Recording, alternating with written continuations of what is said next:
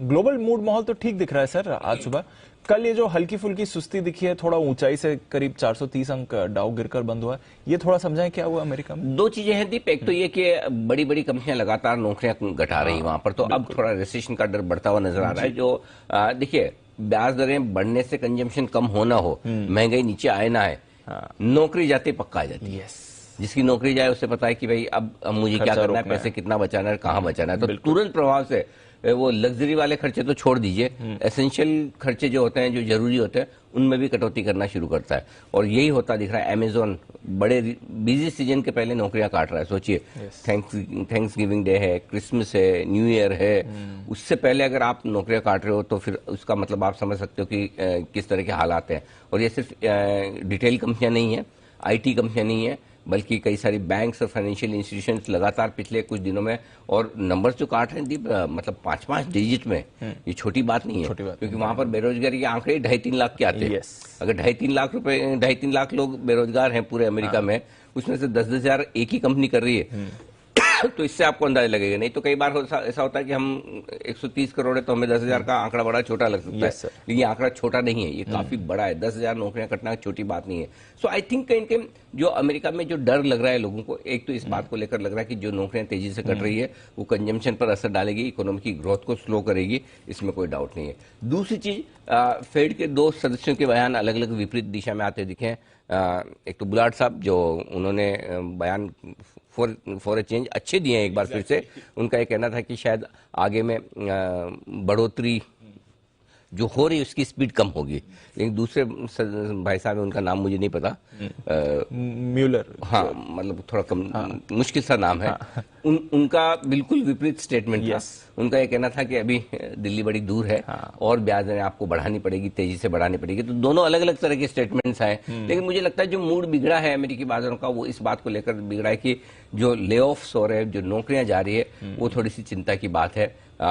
उससे थोड़ा सा मूड माहौल खराब हुआ है। आई थिंक जो आप 10,000 की बात करें, अगर आप पिछले 2 हफ्तों में जोड़ लें, फेसबुक, अमेजॉन और ट्विटर, तो 20,000 लोग तो वैसे ही हो जाते हैं। इन्होंने निकाल दिए, 25,000 बल्कि वैसे हो जाते हैं।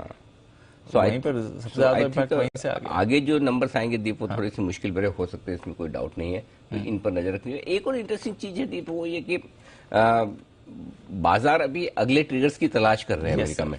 अब नया ट्रिगर कौन सा होगा वो देखना होगा, क्योंकि अगर आप देखिए ब्रॉडली ये चीजें होनी चाहिए, सबको पता है कि जिस तरह से आप टाइटनिंग कर रहे हैं, ब्याज दरें बढ़ा रहे हैं, अल्टीमेटली कंजम्पशन पर असर आएगा, कंपनियां जॉब्स भी निकालेंगी, वो सब होना ही होना है।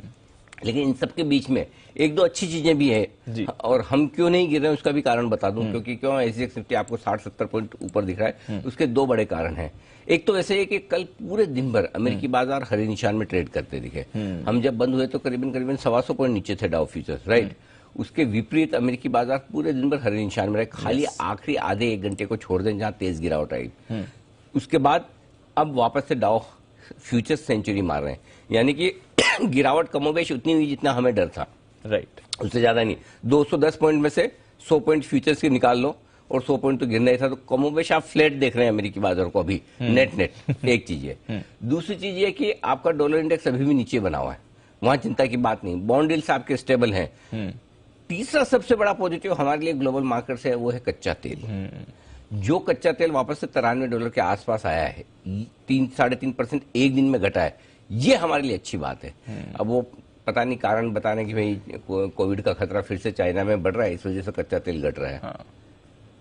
जो भी हो, ओपेक ने भी थोड़ा डिमांड, हम भरोसा चाइना के कोविड पे और इस पे नहीं करते, लेकिन हम कच्चे तेल के भाव पे भरोसा करते हैं। तो भाव नीचे आ रहा है, ये एक अच्छा संकेत है। तो ग्लोबली इसलिए हमारे लिए संकेत आज न्यूट्रल इसलिए है कि एक और डाउ फ्यूचर्स वापस से कॉन्फिडेंस दिखा रहे हैं, और दूसरा कच्चा तेल नीचे आता दिख रहा है, वो हमारे लिए अच्छा संकेत है। तो हमारे लिए 2 चीजें हैं, इसलिए आज से हमें कोई दिक्कत की बात ग्लोबल संकेतों में कोई प्रश्न, ग्लोबल संकेतों के दम पे आप एक चीज कह सकते हैं शॉर्ट में, इन शॉर्ट एक सेंटेंस, न बड़ी तेजी होनी है न बड़ी मंदी होनी है, स्टेबल से संकेत है, थोड़ा इधर थोड़ा उधर।